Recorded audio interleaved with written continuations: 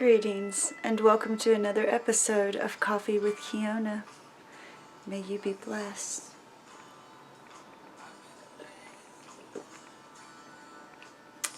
Today I would like to talk with you about how we can create viable income streams in order to support us in our lifestyles as activists, right? We need benefactors. We need patrons. We need to create our own jobs. We need to form collectives that accomplish things in a grassroots way, like ordering massive amounts of wholesale health food and splitting the cost among the collective so that everyone can really afford to eat incredibly healthy in bulk and cook for numerous people. So creating viable income streams, our lifestyles are such that it's really a drag to have a regular mainstream job unless you're doing something meaningful, like you're a therapist or an artist or something. Other than that, you want to have the flexibility and the freedom to be able to travel, to go to festivals, workshops, conferences, just go on road trips, go on a tour of intentional communities, go on pilgrimages to all of the important places that you care about, and we need to be able to fund that lifestyle. And somebody has to pay the bills. Either somebody has to work and be your benefactor, or you have to work, or you have to find ways to have other people work for you and give you money for whatever you do. That also empowers them and they get paid and they pay you, collective ways of creating a viable income. And I think there's three big aspects to that we can focus on. We need vision, we need capital, and we need direct action in order to create viable income streams to fund our lifestyles as activists. So, for example, let's start with vision, and then capital, and then direct action. Your vision is what you want to do to contribute to the sociocultural landscape right now. Do you want to be a vendor? Do you want to own a coffee shop? Do you want to be a music promoter? What do you want to do,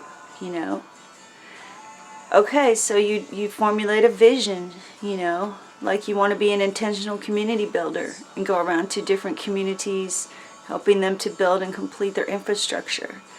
And as you get more and more jobs, you can hire a crew of fellow activists to be a traveling intentional community builder, and you can do repairs, do plumbing, do masonry, do tile, do roofing, guttering, whatever, for the people who you want to empower in what they're doing.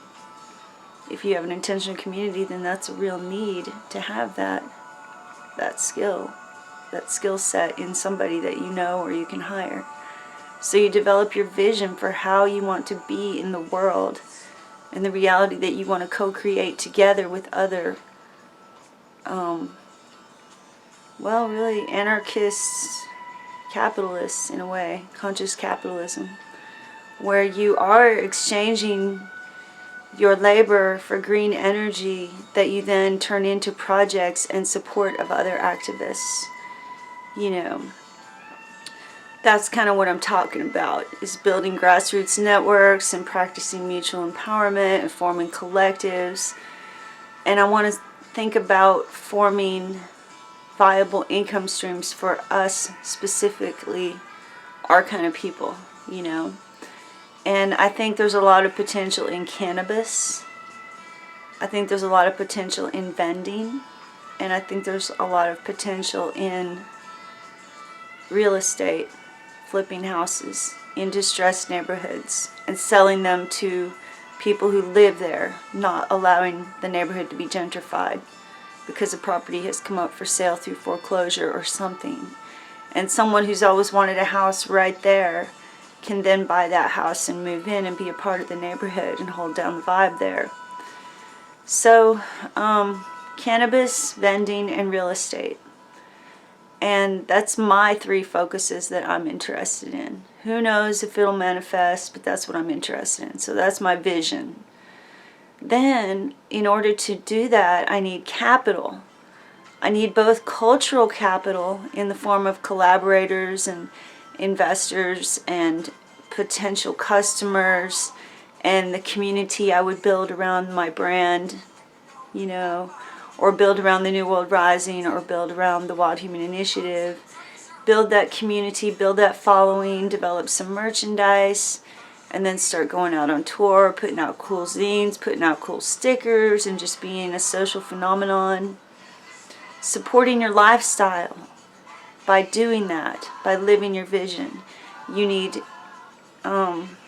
capital, like money, and you need cultural capital, like networks of people to access and a market and things like that. So there's a lot of different ways that you can make money doing those 3 things. And some of them are more intensive than others, you know. Like if you want to say vending, you know. You can develop some merchandise and brand it with what you're doing, right? And then you can do things like say you're into the primitive skills movement, you know, and you make a blog about that. You make some merchandise like a coffee mug and a hoodie and some fingerless gloves with your logo, you know, and then you start going to consciousness festivals and stuff like that. And while you're there, you hand out your zine and your magazine. That's what I'm envisioning. One of the things is that I want to do. So you somehow accumulate the capital to get started. And then the 3rd leg of the stool is direct action, where you actually do it. You actually make the zine. You actually organize the event. You actually focalize the business. You actually do it. You actually go to the auction, buy the property, rehab it, and sell it. You actually do it. Vision, capital, and direct action. You know. So my advice is always to start small. Start very small. For example, this YouTube station, none of our videos are monetized because I've been told it takes about 9 months to build a profitable YouTube station, even if you're a nonprofit.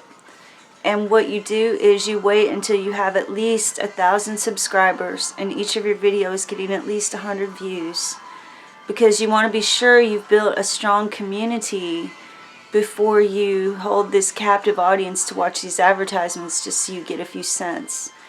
It disrupts their perception of what you're saying for there to be commercials. So you put that off for a while and you grow the cultural capital in building a following first. Then, when you're sure that you've solidified your tribe that way, then you can start monetizing it by offering workshops, offering PDFs, offering private consultations or tarot readings or life coaching or whatever it is that's relevant to what you're doing. Say you want to go teach people how to build earth bag houses, or you want to teach people how to practice urban survival skills. You find ways to offer that to people, you know. And you can start out by saying that you welcome any donation in any amount with much love and gratitude for keeping you going, you know. And then you offer the things for sale on your website that you would like for them to have in their lives, because it manifests your vision and spreads your message and the vibe that you're trying to amplify, you know. So how can we do this? Well, in real life, this is how I try to do it. First, I think of my vision. I formulate it. You know, the New World Rising exists as an educational nonprofit that has the aim of improving the world through consciousness, communications, and community. And the goals of our programs and projects will be to empower people to live authentically, to live grassroots, to actually be connected, to be conscious. And we want to do that through literature, art, music, dance, gatherings, traveling, rallies, protests, potlucks, events, stickers, zines, posters, sponsoring bands, buying houses and fixing them up for activists to live in. You know, say that in that article of incorporation that you want to write. That's where I start. I think of the name, I think of how I want to write the articles of incorporation, and then I present it to my benefactor or benefactors or other interested investors. I present my idea, you know, and say I'm looking to form a mastermind circle as I focalize this. People that I can consult, people who can mentor me, people who could potentially help me get on my feet with this, you know. And usually your main benefactor, your main patron, the main person who gives you green energy is the one I start with, you know, and then go from there. I've also been asked to work for people out of the blue just because they've seen my work and they're impressed by it. So it does take some time to build a following for yourself and then start translating that into conscious sort of capitalism, for lack of a better word. I don't know that much about economics and all the radical stuff that's going on out there. Like, I've heard of a lot of alternative currencies being formed, such as Bitcoin, or person-to-person networks where they create their own cash. You know, systems where you can barter. Some of them even stepping it up to the next level and having a really big business based on it. So, you know, and then if your benefactor will give you money or help you finance it or something like that, then you're good to go. If not, you might need to convince them of the need. You might need to work on them until you get the investment that you need. You might need to prove it with more information, you know, of why this is really necessary, you know. And I've got a 17-inch laser scanner printer. I've got this video camera. I've got my smartphone. I've got a laptop that's good. And a lot of other equipment too, by showing its necessity for my creative endeavors, right? So if I'm going to turn this into a profitable YouTube station for the New World Rising, then I need to invest the energy and time in that for reasons of passion, not yet profit. Now, and so he funded this venture, but it's not going to return any investment for about 9 months, except for cultural capital. Now, if you want to say you want to make t-shirts with cool memes on them and have them printed and take them to festivals, then you need to make a list of your expenses, like the table fees, the entry fees, the cost to produce the merchandise and transport it, and your living expenses, and say I need $800 to get started making t-shirts to go to festivals, and see if they will either give you that money or loan it to you as an investment. And they can either be repaid with money, a skill, or just the satisfaction of seeing what you've produced with the money, you know. They might like to send somebody to a festival or send somebody to a workshop. There are people like that who want to live vicariously and fund the lifestyles of other people, you know. And if you can tap into that, then yay, because it's a win-win for everybody. Other than that, you just really need to do research into how to form a business. I would go to this website called Coursera and get a scholarship to take a class in entrepreneurship or marketing or running a business. I have 26 certificates from Coursera, including a few mastery certificates for going all the way with all the classes in the music business and photography, entrepreneurship, project planning, social media management, and on and on and on. And I was really into it for a while, and I'd like to get back into it. But educate yourself, you know, start small and build your way up. Don't try to start big, like to rent a coffee house, hire people, run a business and all that. Start small and grow it organically based on your vision. Do it for real.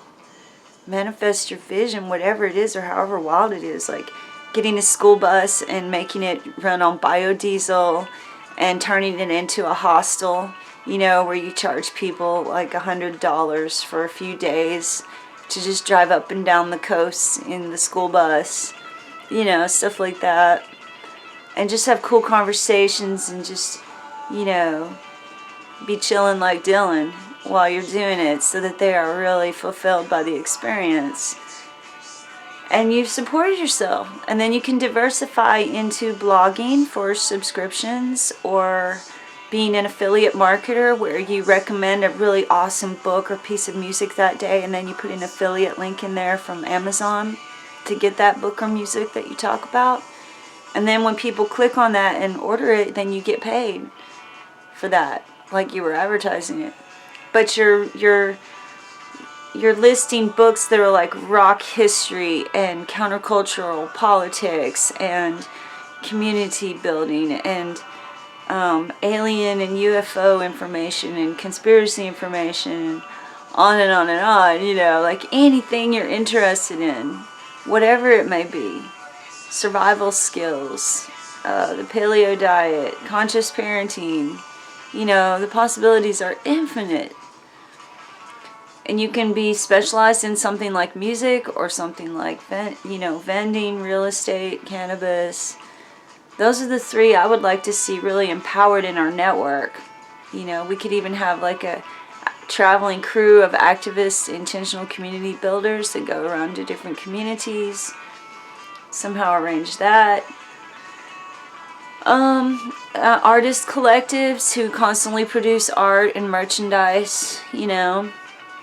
A traveling vending crew, you know, who makes drums or makes tie-dye or who does whatever, and then they go to festivals together and they do that, and like maybe one of them can play guitar and one of them can do hacky sack, and they just chill, totally mellow, holding down that vibe. And having zines and stickers and stuff to share as well, if you're an activist. Not to push them on anybody, but just to have them there for free. And when I go to festivals and events like that, I just love that. So, you know, and you could have like an all-woman-owned cannabis business where you make CBD oil and then you put that in lotions and salves and soaps that are handmade so that it heals people, you know. Or have like book writing collectives, or make incredible little videos like Collective Evolution and people like that. You know, the possibilities are just endless, but we have to formulate our vision, we have to hustle up the capital, and we have to invest our time and energy in it. And then do direct action. Go out there and do it. Like I got this video camera and started making this series. So eventually it'll turn into money. It will all turn into money this year, somehow or another. And it'll probably be a small amount of money, and it might not fully return the investment, but it'll grow. It'll grow. You know, you get out of it what you put into it, just like with a garden. So I just want to encourage you today to think about ways to create viable income streams, you know, and formulate your vision. And hustle up some capital, cultural capital and money capital. And then dive in with direct action and do it for real. Make the stickers, put together the zine, lay down the tracks, make the video, organize the event, form the collective, form the co-op, advertise to hold the meetings, you know. Do it, man. Go for it and make the world a more beautiful and better place because of it. Okay? And empower yourself and one another whenever you can to be outside of the mainstream establishment economy. A certain amount of interface is necessary, apparently. But beyond that, you should just be totally independent, like an anarchist.